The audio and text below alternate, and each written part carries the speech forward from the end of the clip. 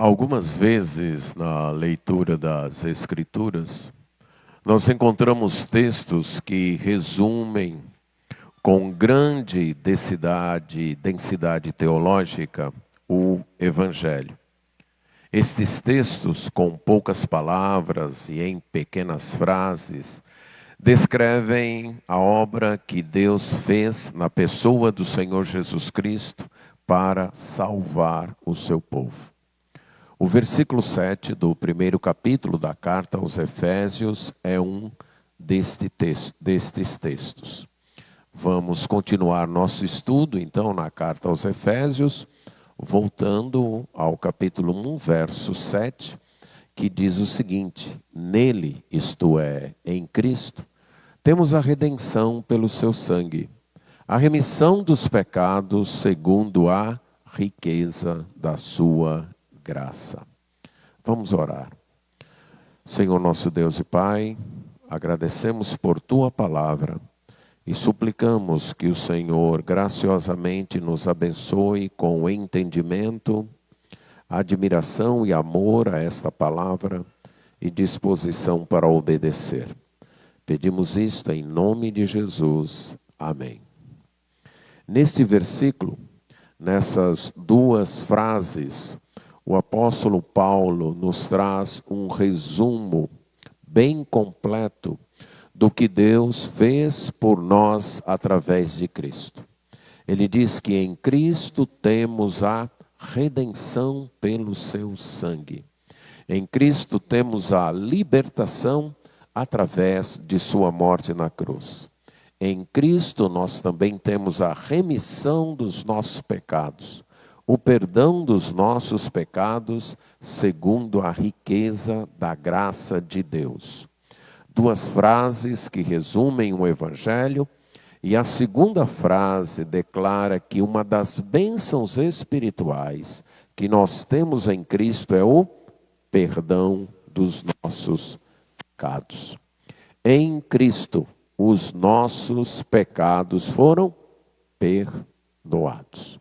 Em Cristo desfrutamos do completo perdão dos nossos pecados. Esta é uma carta escrita pelo apóstolo Paulo para os irmãos que moravam na cidade de Éfeso, que antigamente ficava numa província romana conhecida como Ásia Menor, que hoje corresponde ao país da Turquia. Ali havia uma igreja, resultado de evangelização do apóstolo Paulo, durante sua terceira viagem missionária, quando ele ficou perto de 3 anos naquela cidade. No momento em que escreve a carta, Paulo está, mais ou menos 4 anos depois de ter saído de Éfeso, na cidade de Roma, numa prisão domiciliar, numa casa que ele mesmo alugara, aprisionado pelas tropas romanas, enquanto ele aguardava o julgamento do imperador, já que ele havia feito esse apelo de ser julgado por César, isto é, ser julgado pelo imperador.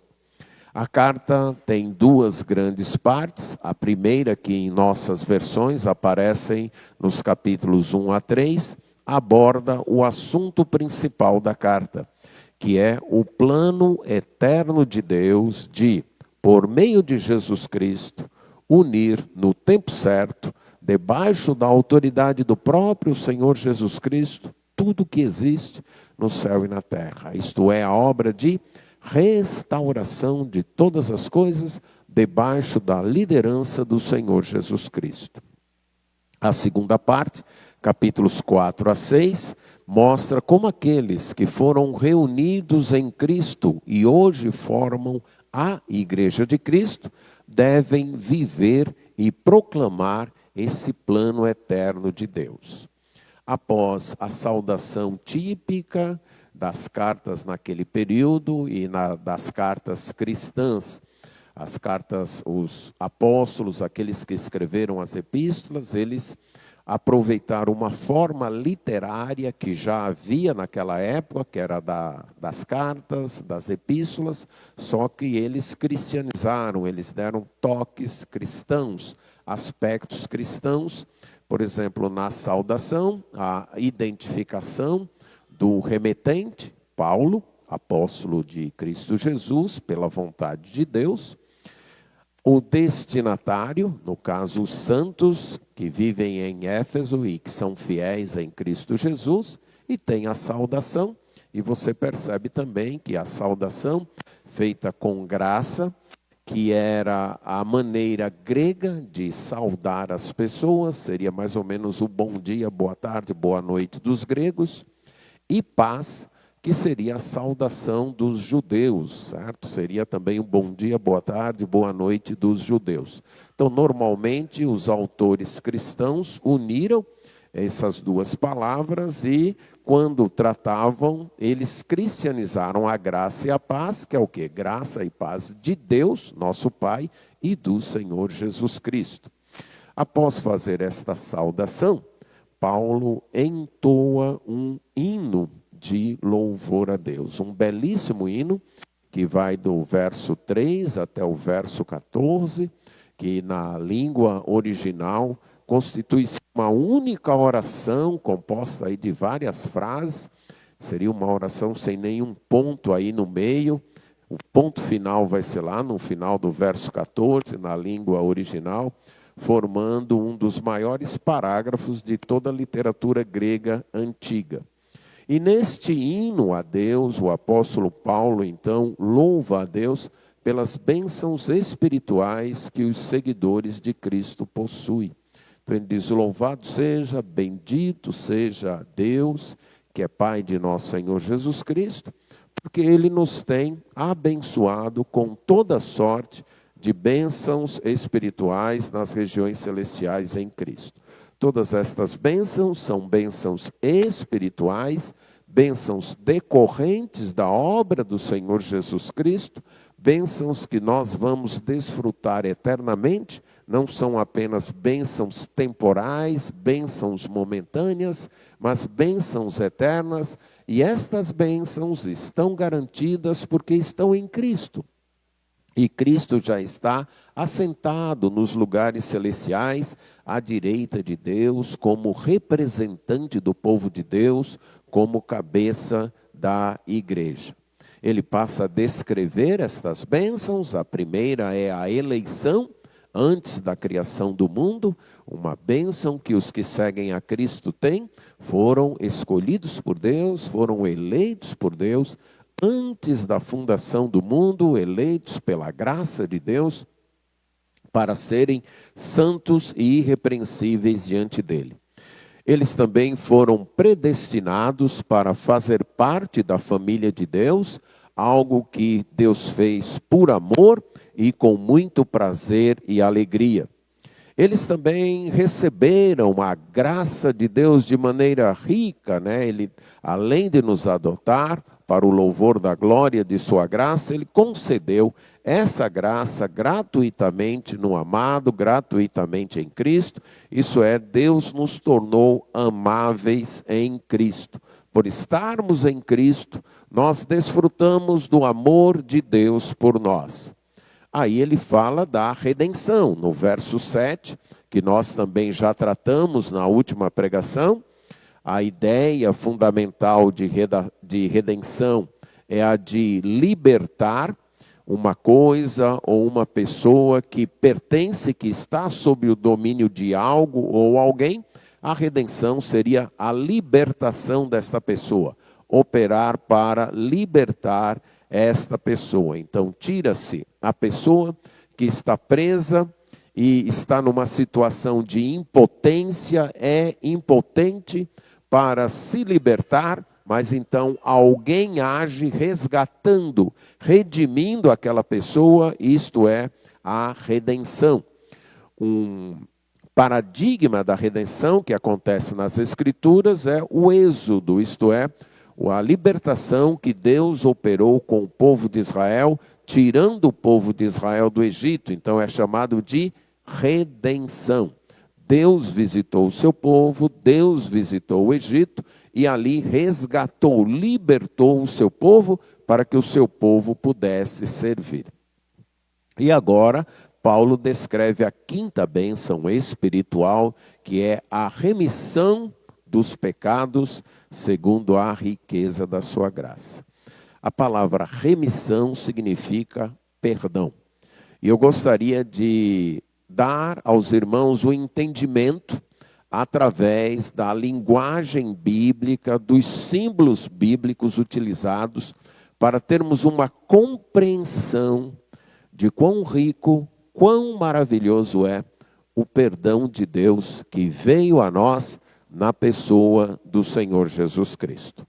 Meu objetivo é que você, tendo esta compreensão, você possa sentir-se livre de todo fardo de culpa, de toda consciência pesada, de todo aspecto que muitas vezes acompanha a tua vida como uma nuvem, que toda a tua vida, que você lembra do teu passado, e você então se entristece, sente como se fosse algo lhe esmagando, lhe massacrando, lhe colocando para baixo, e você entender que não precisa viver assim. Toda vez que você sentir-se acusado em sua mente, em sua consciência, por qualquer pecado, qualquer desleixo, qualquer pecado de ação ou omissão, você possa lembrar desta bênção espiritual, que você tem a remissão dos pecados em Cristo. Vamos começar vendo alguns símbolos do Antigo Testamento para o perdão dos pecados. Eu vou pedir que você vá lá para o livro de Levítico, terceiro livro das Escrituras, o capítulo 16. O livro de Levítico foi escrito por Moisés. A revelação, as palavras que Deus deu a Moisés, no tempo em que o povo de Israel ainda estava acampado em torno do Monte Sinai, recebendo então a aliança de Deus. Eles haviam recebido a lei de Deus, haviam recebido as instruções para a construção do tabernáculo, que seria seu lugar de adoração a Deus, seria o templo de Deus entre eles. Eles haviam construído o tabernáculo, inaugurado. No dia da inauguração, a glória de Deus veio e encheu então aquele tabernáculo, e dali do tabernáculo, do Santo dos Santos, que era o símbolo da presença de Deus, Deus falou com Moisés e revelou as palavras que estão aqui no livro de Levítico. E no capítulo 16, nós temos um capítulo muito importante que trata do dia da expiação. Este era, e ainda hoje é para o povo de Israel, um feriado nacional. Naquele dia também, no povo ali, Deus estabeleceu como um feriado. E naquele dia o povo iria celebrar o seu perdão, o perdão dos seus pecados.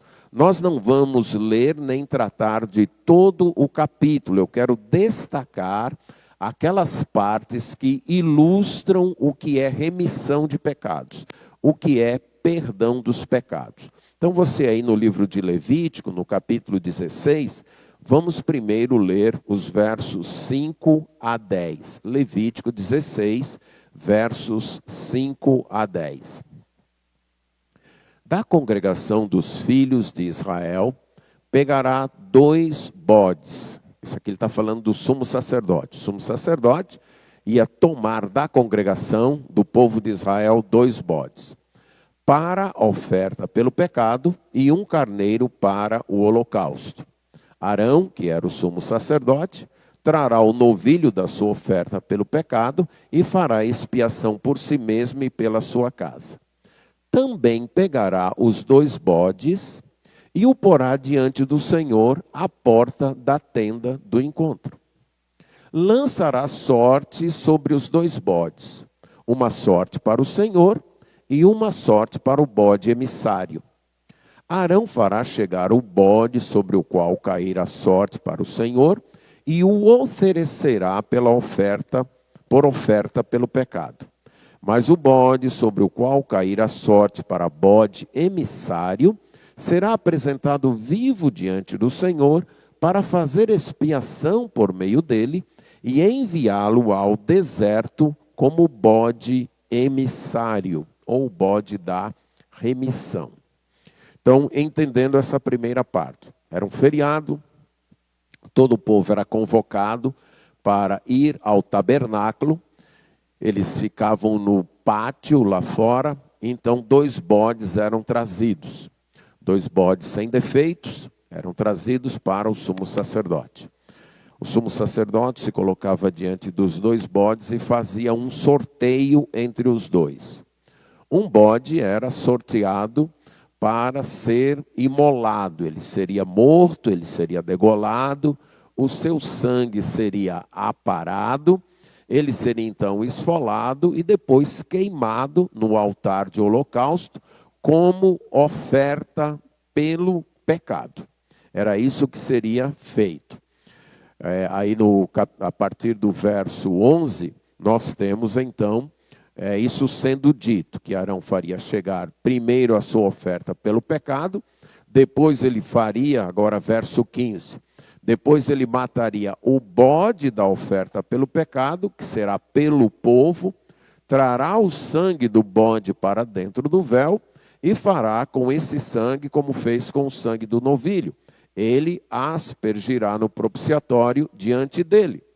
Assim, fará expiação pelo santuário, por causa das impurezas do povo de Israel e por causa das transgressões de todos os seus pecados. Então, você mantém aí na sua imaginação, aquele primeiro bode sorteado foi degolado, o sangue foi aparado numa bacia, o bode foi esfolado, foi colocado no altar de holocausto, foi queimado ali, e Arão pega aquele sangue numa bacia, o sumo sacerdote pegaria aquele sangue, entraria no lugar chamado Lugar Santo, que era a primeira parte do tabernáculo, onde os sacerdotes podiam entrar. Naquela primeira parte havia um candelabro com velas acesas para iluminar, haveria uma mesa com os pães chamados pães da presença, e havia um altar de incenso, um altar onde era queimado incenso.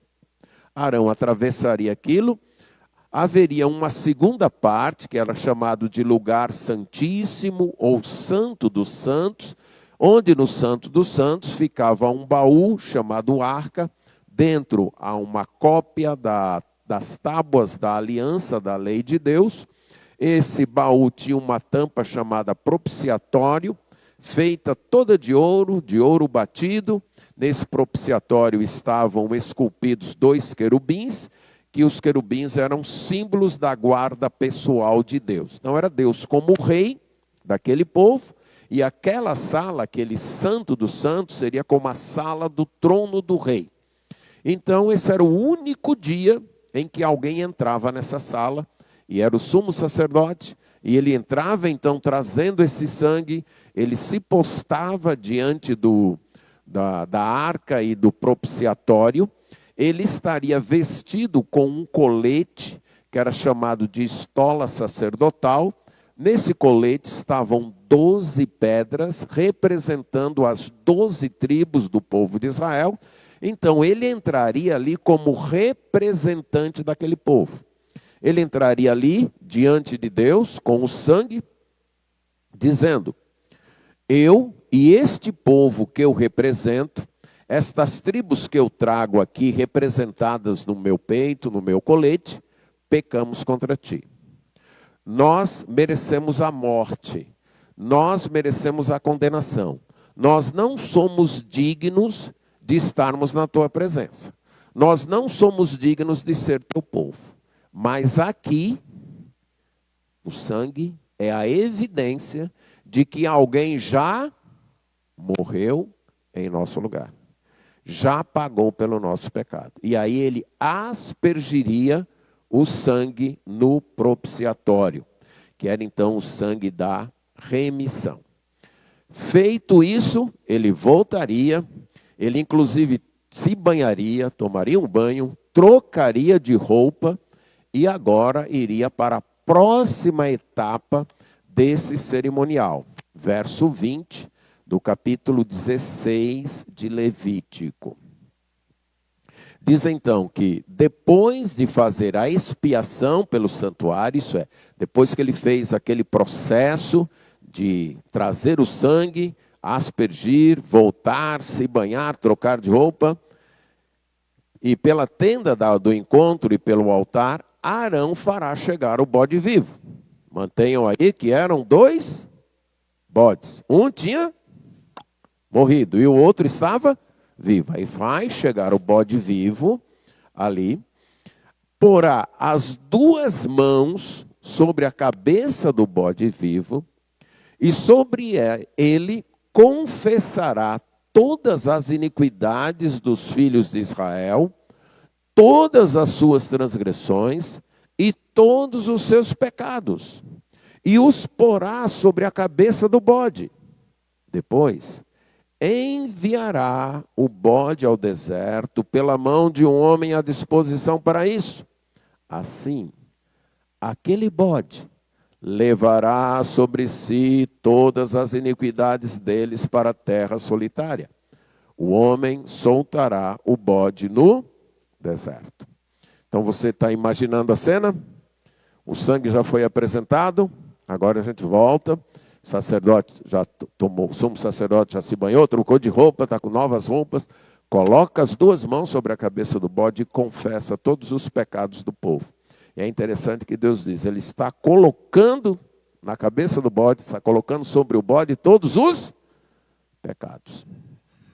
Aí alguém que já está preparado para isso, pega o bode e leva para longe, lá para o deserto e solta. Era chamado de bode emissário ou bode enviado. Qual o símbolo aqui? Os pecados. Está entendendo a simbologia? Os pecados foram embora. Acabou. Naquele ano, os pecados tinham sido perdoados e Deus não mais se lembraria deles. Foram embora. O bode era solto lá no deserto e o bode levou os pecados do povo. Aqui é um dos símbolos da remissão.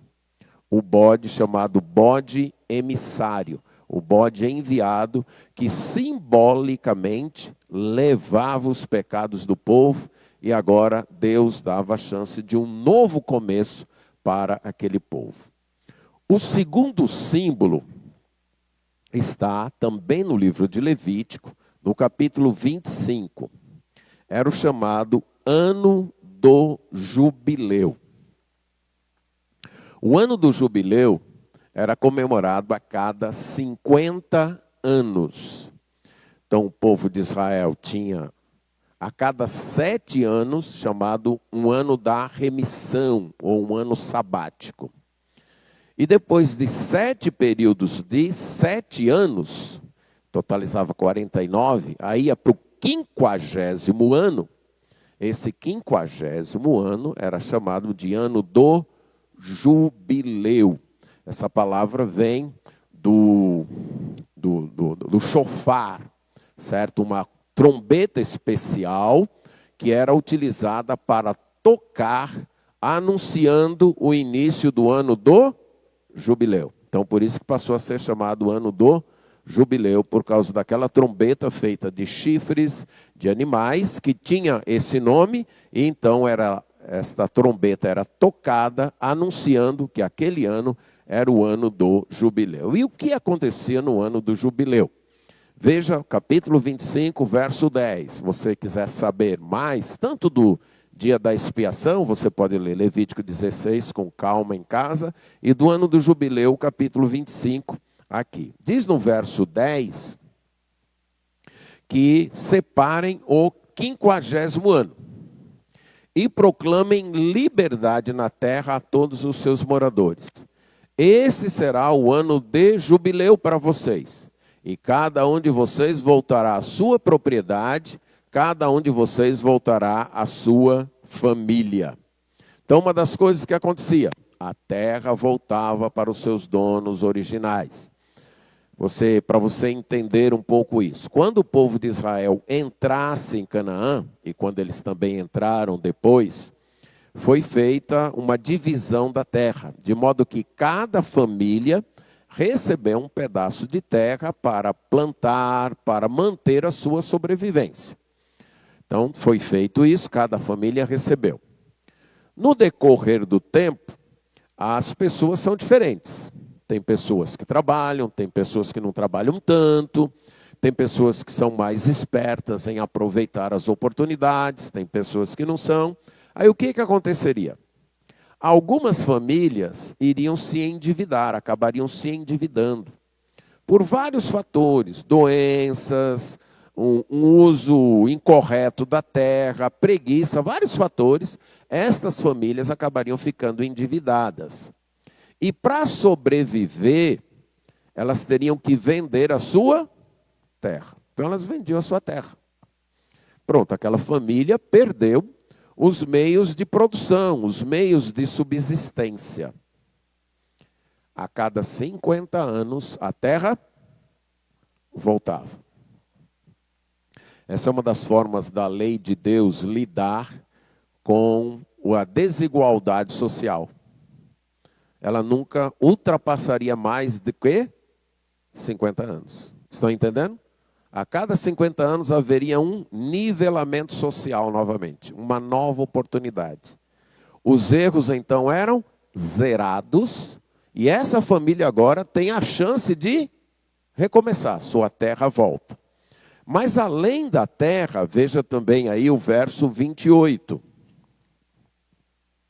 Capítulo 25, verso 28, que diz: mas se as posses não lhe permitirem reavê-la, então a propriedade que for vendida ficará na mão do comprador até o ano do jubileu. Porém, no ano do jubileu sairá do poder deste e voltará para a sua propriedade.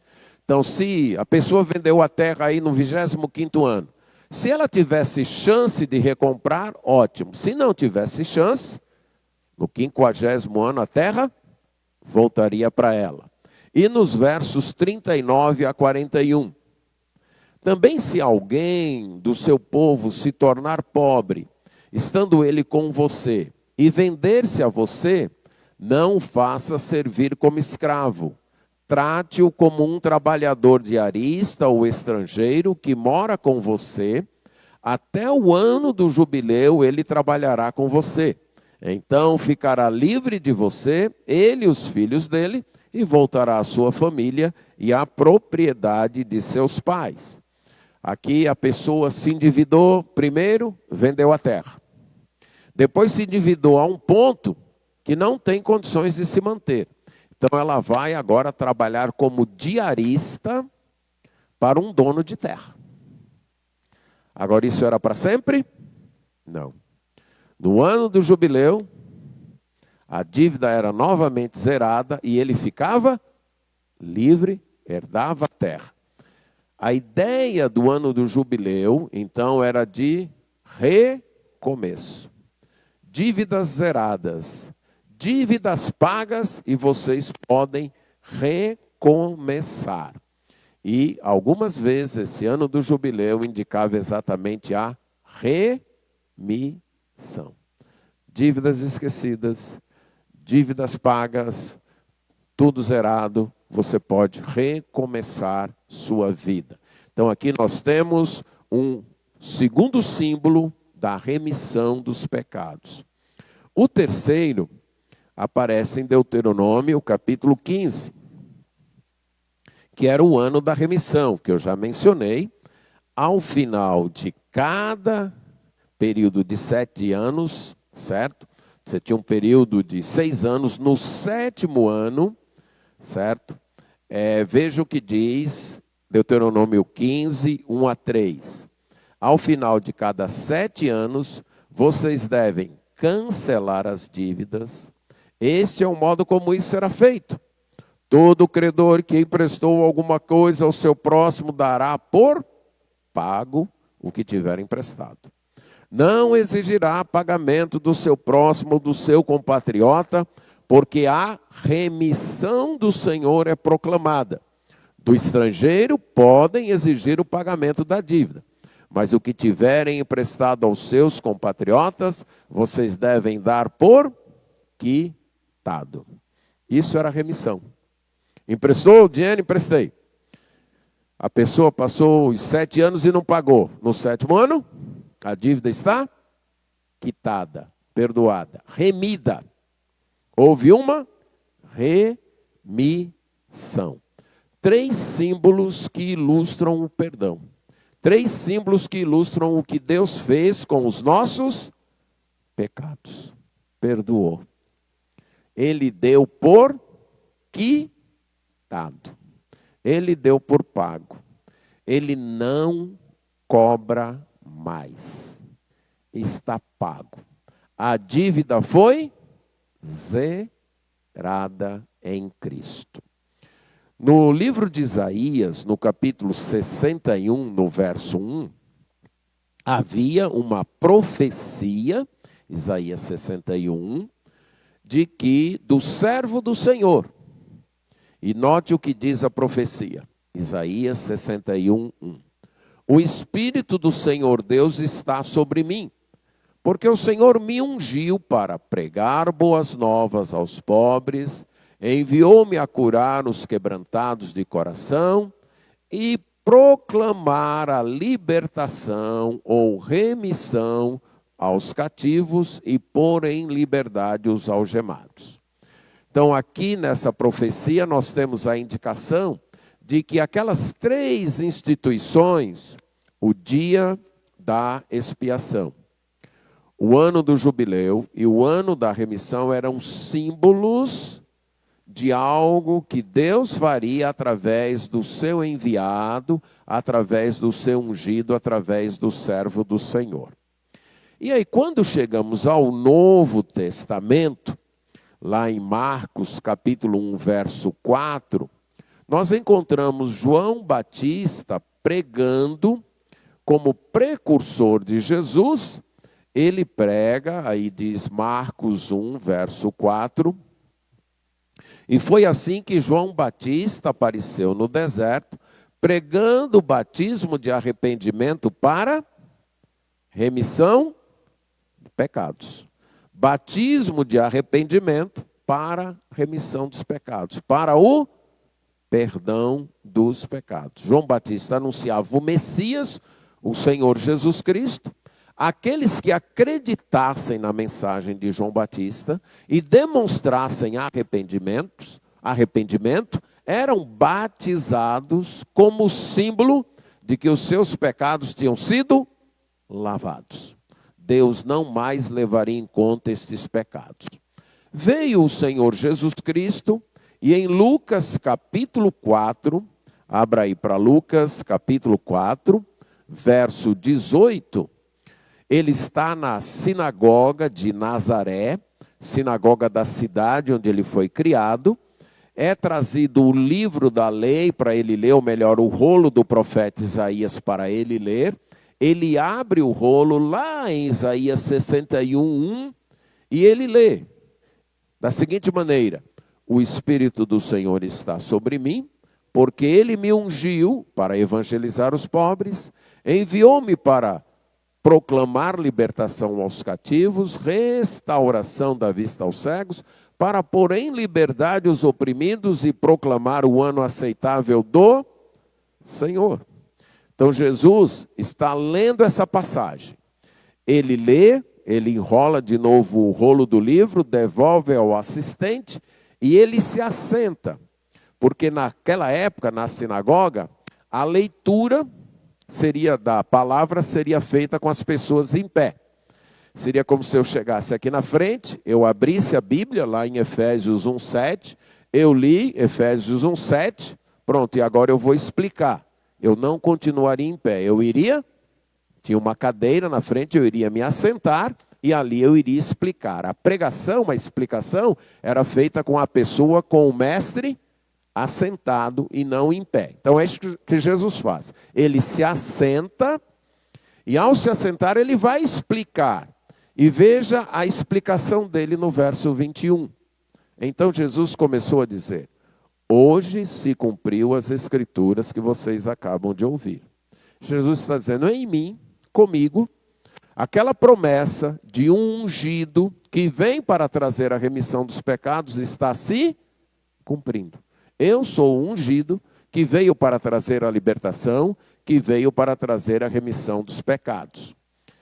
Inclusive, providencialmente, hoje à noite, na celebração da ceia, nós lembramos algumas destas palavras de Jesus. Veja Mateus, capítulo 26, quando Jesus institui, então, a ceia do Senhor. Mateus, capítulo 26, verso 28. Ele pega o pão, ele parte e diz: isto é o meu corpo. Ele pega um cálice, não era como o nosso aqui, que são vários cálices pequenos, vários pedaços de pão, não, era um único pão, certo? Jesus pegou, agradeceu, tirou um pedaço, passou para o próximo discípulo, ele tirou um pedaço, assim foi passando de mão em mão. Nós não fazemos isso mais por questões de higiene, mas era assim, era um único cálice, certo? Um único cálice. Aí Jesus colocou o vinho lá, bebeu e passou para o outro bebeu, todos no mesmo cálice. Aí você pergunta sobre questões de higiene, lembra, era vinho, né? Com álcool, então, a questão do higiene aí, o álcool mata os germes. Nós não fazemos desta maneira, a gente até tenta trazer o símbolo, colocando todos aqui numa forma de cruz, né? Para mostrar que todos saem de um mesmo pão ou de um mesmo cálice simbolicamente. Mas Jesus faz isso. E quando ele distribui, então, o cálice, ele bebe e passa o cálice, ele diz o seguinte: porque isto é o meu sangue, o sangue da aliança, derramada em favor de muitos para o quê? Remissão de pecados. Então, Jesus traz a remissão de pecados. Tudo que aqueles símbolos do bode, do ano do jubileu, do ano da remissão, apontavam, é cumprido em Cristo. Cristo, com sua morte na cruz, trouxe a remissão dos pecados.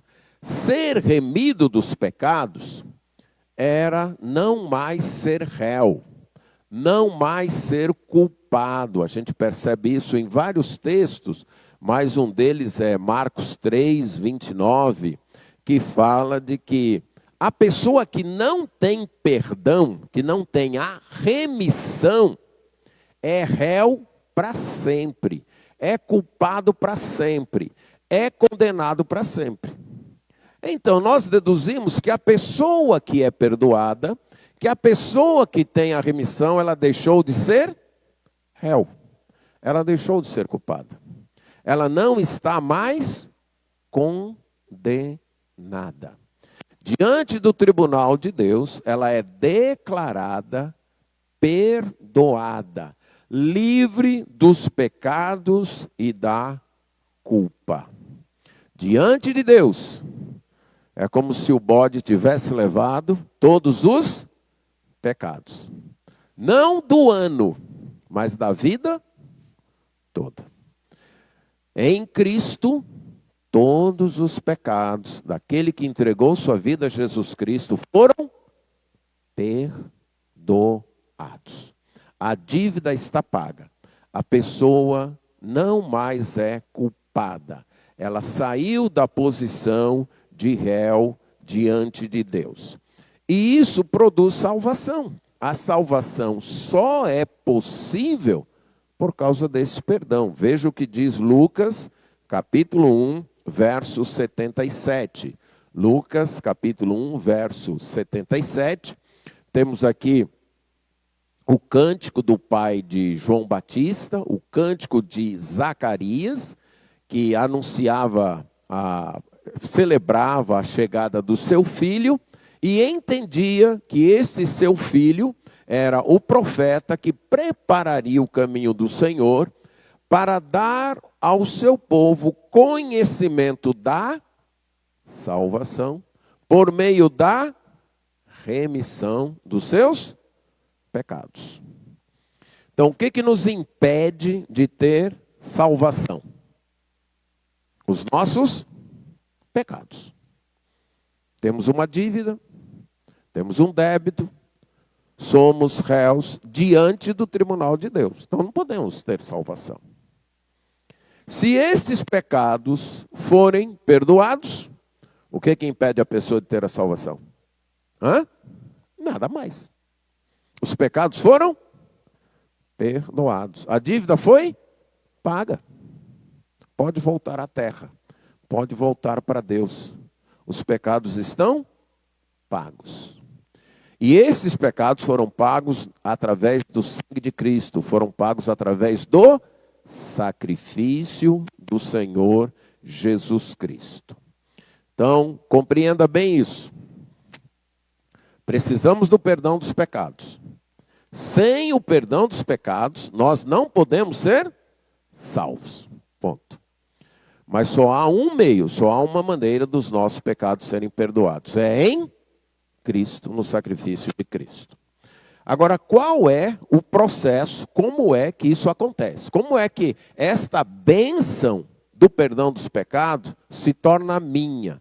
Como é que ela pode se tornar sua? Como é que nós podemos nos apropriar? Como é que nós podemos desfrutar desta bênção? Leia Lucas 24, 47.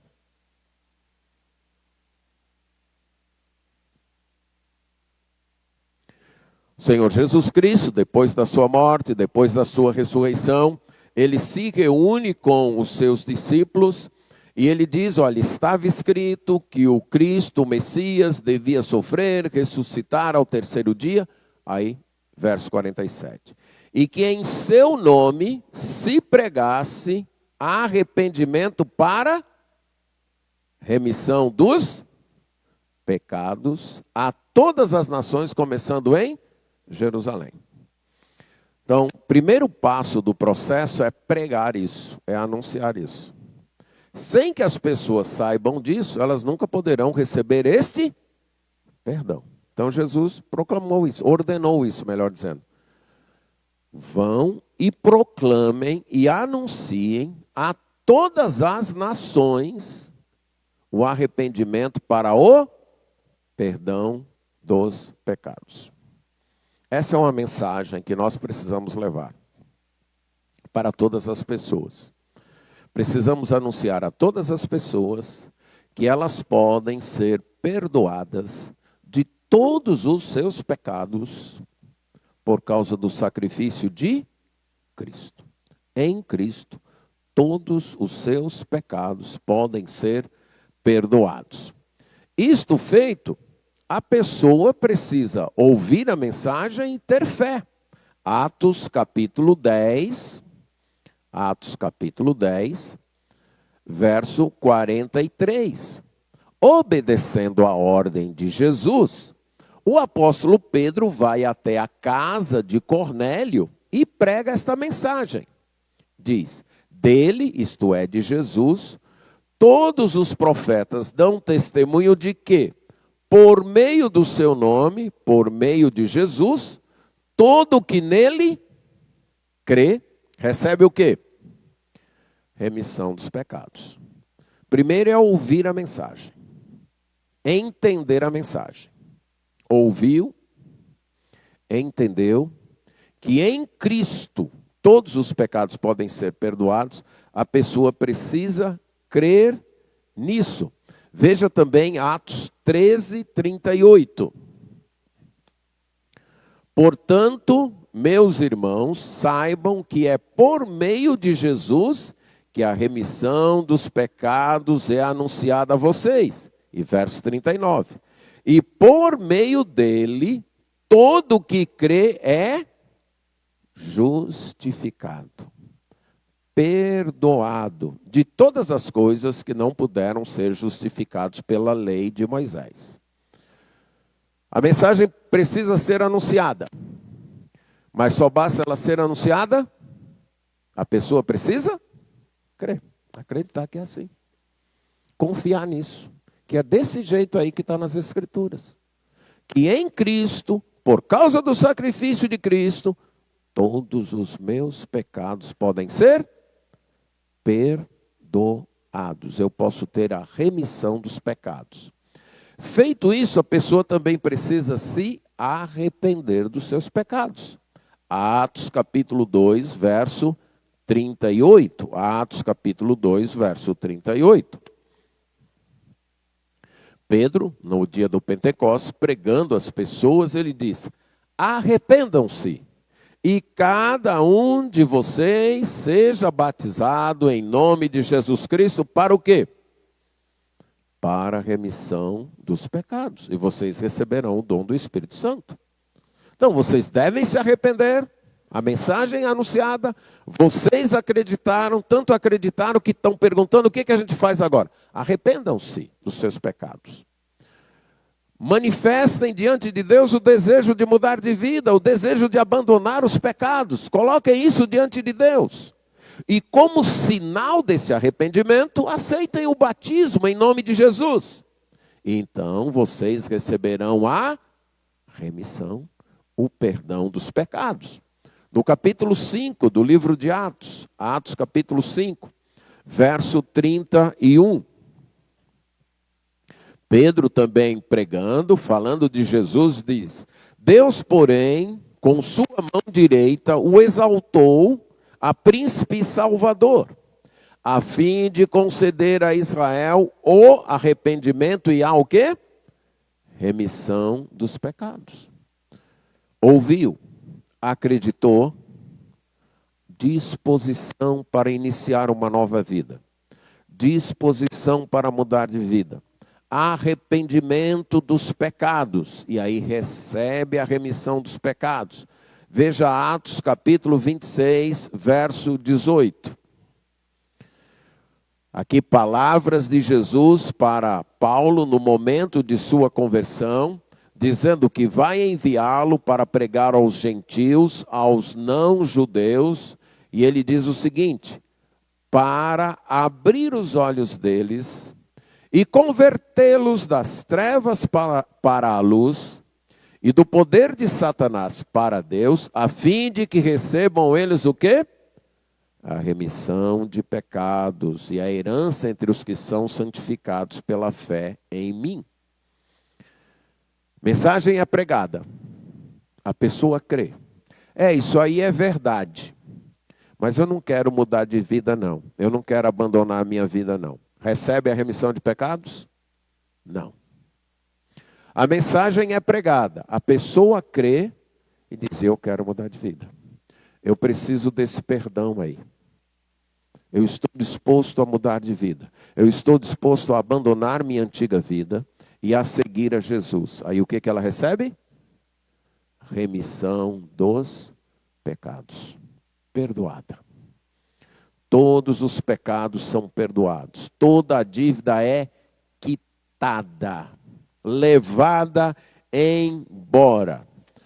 Tudo aquilo que é transgressão, a remissão dos pecados, a remissão das nossas transgressões, tudo aquilo que foi desvio da lei de Deus, desobediência aos mandamentos de Deus, inclusive os pecados ocultos, inclusive os pecados que você nem percebeu que pecou, toda maldade, toda ofensa cometida contra Deus, contra as pessoas, tudo isso é perdoado, zerado. Hebreus 9, 22 diz que sem derramamento de sangue não há remissão dos pecados. Por causa do sacrifício de Cristo, por causa da vida de Cristo dada, todos os pecados são perdoados, cancelados. A dívida não é mais levada em conta. E isso por quê? Volte a Efésios 1, verso 7, para a gente estar concluindo. E isso por quê? Nós merecemos, o que está escrito lá? A remissão dos pecados segundo os méritos de cada um. É isso que está aí? É o quê? Segundo o quê? As riquezas da sua graça. Não há nenhum mérito em nós. Tudo isso é porque Deus é muito rico em graça. É a suprema riqueza da graça de Deus que torna isso possível. Esta graça que se manifestou supremamente em Cristo trouxe este perdão. Você ouviu a mensagem, ouviu uma tentativa até alongada de lhe explicar isso, de que você é pecador, como também eu sou, que temos um débito, uma dívida com Deus, que não temos condições nós mesmos de pagar, não temos. Graciosamente, Deus enviou o seu Filho, o Senhor Jesus Cristo, que morreu na cruz com esta finalidade: pagar a penalidade dos nossos pecados. Você crê nisso? Você acredita que é desse jeito, que não tem outro jeito, que você mesmo não pode resolver o problema do seu pecado, que você mesmo não, por mais que você trabalhe, por mais que você se esforce, você não vai conseguir pagar os seus pecados, que é somente no sacrifício de Cristo? Você está disposto a mudar de vida, a se arrepender dos seus pecados para seguir a Cristo? Você está disposto a testemunhar isso publicamente através do batismo? Que o batismo é um símbolo, mas é um símbolo então que demonstra essa disposição do coração. Se isso foi feito, você está perdoado. Perdoado. Os pesadelos, os sonhos, a consciência culpada, as acusações dos outros, daquelas pessoas que muitas vezes ao nosso redor apontam o dedo: você fez isso, você fez aquilo, um dia você foi assim, um dia você foi assado. As acusações da própria consciência. Tudo isso não tem mais valor. O Supremo Juiz escreveu: perdoado. Você está perdoado. Em Cristo, você tem a bênção da remissão dos seus pecados. Duas implicações disso. Essa primeira que eu estou enfatizando, de você desfrutar esse alívio, de você ter esta leveza de vida. Eu não preciso mais carregar esse fardo. Já bastam as cicatrizes temporais do meu pecado. Essas a gente ainda vai carregar até a ressurreição. Já bastam essas. Mas eu não preciso trazer na minha mente os traumas, os complexos, a consciência culpada pelos meus erros, pelos meus pecados. Basta, chega. Tudo isso foi cravado na cruz de Cristo. Está pago. Segunda implicação. Se eu fui perdoado, as pessoas que convivem comigo e que seguem a Cristo também foram. Não devo ser o acusador deles. Se o próprio Deus não os acusa, eu também não devo acusá-los. Eu não devo estar lembrando. Eu não devo estar jogando na cara. Eu não devo estar dizendo. Lembre-se, o Supremo Juiz perdoou. As pessoas que convivem comigo, que estão ao meu redor, e que também seguem Jesus da forma que eu sigo, confiando única e exclusivamente no sacrifício de Jesus para o seu perdão, elas também foram perdoadas. E não sou eu que devo desempenhar nelas o papel de Satanás, de acusador, e ficar apontando o dedo e esfregando na cara delas o pecado delas. Se elas ouviram a mensagem, se elas creram na mensagem, e se elas se arrependeram, elas estão perdoadas. Você percebe como essa mensagem é libertadora? Eu não preciso ser fiscal da vida de ninguém. Eu não preciso ser fiscal da vida dos meus irmãos.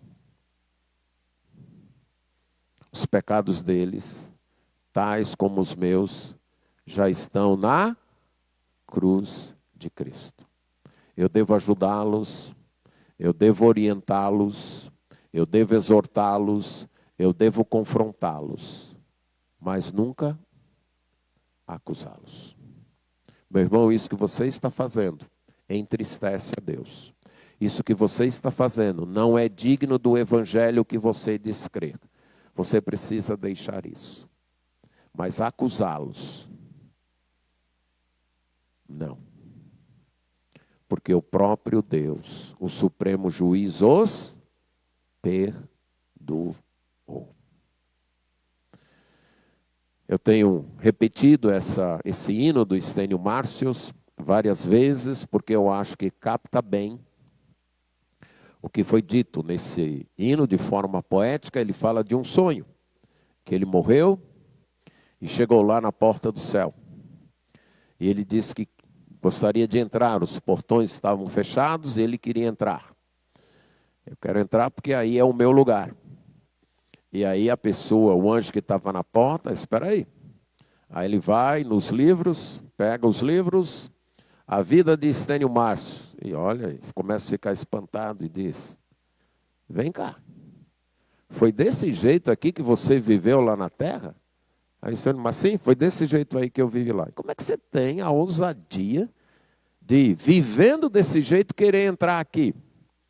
Aí diz, olha aí no final, está escrito, pela mão do rei, com tinta vermelha, perdoado. Tá bom. Não é minha vida, não é minha religiosidade. Foi a mão do rei, em Cristo, que pagou os meus pecados. Sem acusação, sem condenação, sem culpas. Livres para servir a Deus. Porque em Cristo nós temos a remissão dos pecados. Aí onde você está.